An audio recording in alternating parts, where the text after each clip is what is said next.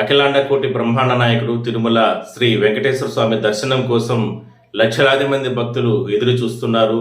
ఆ భగవంతుని దర్శనం అంటే చాలు, ఎన్ని కష్టాలు, ఎన్ని ఇబ్బందులు, ఎన్ని సమస్యలు ఉన్నా కూడా సరే నేరుగా వచ్చి ఆ వైకుంఠ ద్వారాల గుండా, అంటే ముందుగా స్వామిని దర్శనం చేసుకుని తర్వాత వైకుంఠ ద్వారాల గుండా వెళ్ళాలని భక్తులు తప్పిస్తూ ఉంటారు.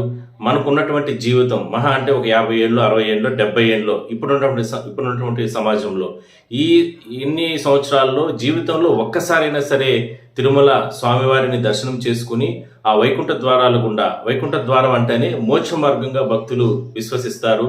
మరి ఆ ఏకాదశి, ద్వాదశి 2 రోజుల పాటే ఆ వైకుంఠ ద్వారాలు తెరిచి ఉంచుతారు టీటీడీ గతంలో. అలాంటిది కొన్ని సంవత్సరాల నుంచి భక్తులు విపరీతంగా తిరుమలకు వస్తున్నటువంటి నేపథ్యంలో భక్తులకి ఇబ్బందులు లేకుండా 10 రోజుల పాటు కూడా వైకుంఠ ద్వారాలను తెరిచే విధంగా కూడా గతంలో నిర్ణయం తీసుకున్నారు.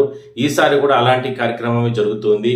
బట్ తిరుమలకి అశేషంగా భక్తులు వస్తారు కాబట్టి ఏకాదశి, ద్వాదశి, జనవరి ఆ 3 రోజులు మాత్రం ముందుగానే ఈటిప్ ద్వారా భక్తులకి అందరికీ కూడా దర్శన టోకన్లను జారీ చేయడం జరిగింది టీటీడీ.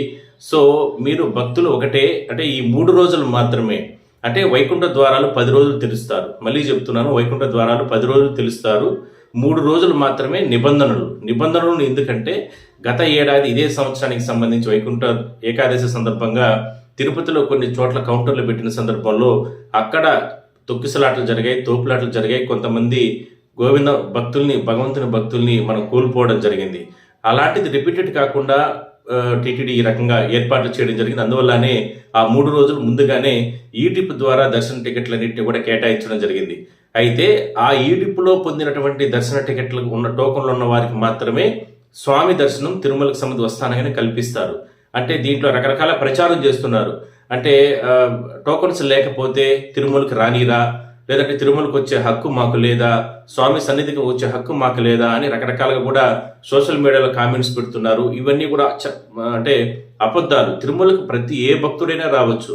తిరుమలకు సంబంధించి నిలిపేటటువంటి హక్కు టీటీడీకి లేదు, ఎవరికి లేదు. ఎవరైనా రావచ్చు. కానీ అక్కడ ఉన్నటువంటి వెసులుబాటు ప్రకారం, అక్కడ స్వామి దర్శనం చేసుకునేటటువంటి సమయం ప్రకారం కేవలం రోజుకు 60,000 మంది మాత్రమే ఉంటుంది.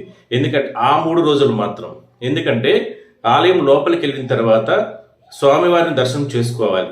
దాని తర్వాత మళ్ళీ ఏదైతే భక్తులు విశ్వసించేటటువంటి మోక్ష మార్గమైనటువంటి వైకుంఠ ద్వారాల గుండా ఆలయం గర్భాలయంలో తిరుక్కుంటూ బయటకు రావాలి. ఇంత టైం అనేది ఉంటుంది కాబట్టి ప్రతి భక్తుడు కూడా అంటే గుంపులుగా వెళ్ళే సందర్భంలో అక్కడ తోపులాటలకు తొక్కిసలాటలకు ఆస్కారంగా ఉండకూడదు కాబట్టి ఆ రకంగా ఏర్పాట్లు చేశారు. కాబట్టి ఉన్నటువంటి సమయంలో స్వామికి కైంకర్యాలు నిర్వహించాలి, స్వామికి నివేదనలు పెట్టాలి.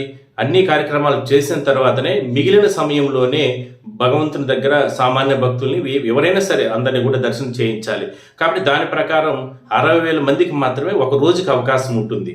మరి 3 రోజులు అంటే 6 మూల 18, అంటే 1,80,000 మందికి టోకన్స్ జారీ చేసింది టీటీడీ గతంలో. బట్ వాళ్ళకందరికీ దర్శనం చేయించేస్తే 2వ తారీఖు నుంచి పెద్దగా ప్రెజర్ అనేది ఉండదు. ఎందుకంటే అందరూ కూడా వైకుంఠ ఏకాదశి రోజే రావాలి అనేది గతంలో ఎన్నో సంవత్సరాల నుంచి ఉంది కాబట్టి గతంలో రద్దీ వేరు, ఇప్పుడు రద్దీ వేరు. బట్ అందువల్లనే ఈసారి టోకన్స్ ముందుగానే ఇచ్చేశారు.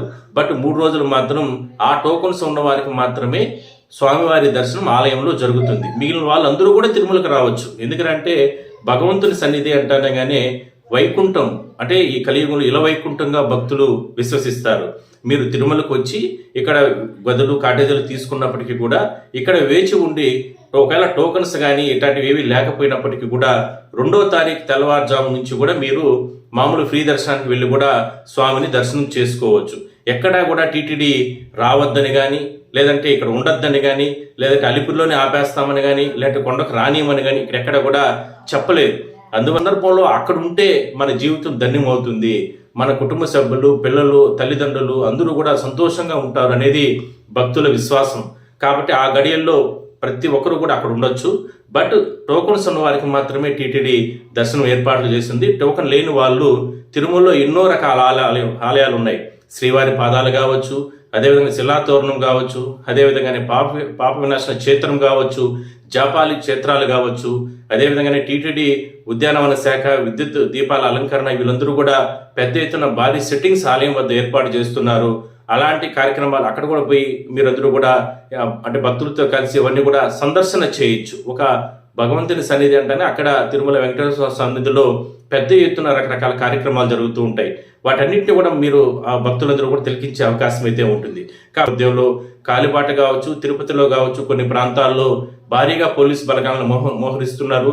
అదేవిధంగానే తిరుమలలో టీటీడీ ఉన్నతాధికారులు ఈవో అనిల్ కుమార్ సింఘాల్, టీటీడీ అదనపు ఈవో వెంకయ్య చౌదరి, చైర్మన్ బిఆర్ నాయుడు, ఇట్లా అధికారులందరూ కూడా సమన్వయం చేసుకుని, విజిలెన్స్ అధికారులు వీళ్ళందరూ కూడా సమన్వయం చేసుకుని ఒక యజ్ఞం లాగా, అంటే దాదాపుగా అందరూ కలుపుకుంటే 30,000 మందికి పైగా కూడా అధికారులు, సిబ్బంది అందరూ కూడా కలుపుకుని భగవంతుని సన్నిధికి వచ్చేటటువంటి భక్తులకు సంబంధించి వాళ్ళకందరికీ కూడా ఏర్పాట్లు చేయడానికి సిద్ధమయ్యారు. ఇప్పటికే అన్ని కంప్లీట్ అయ్యాయి.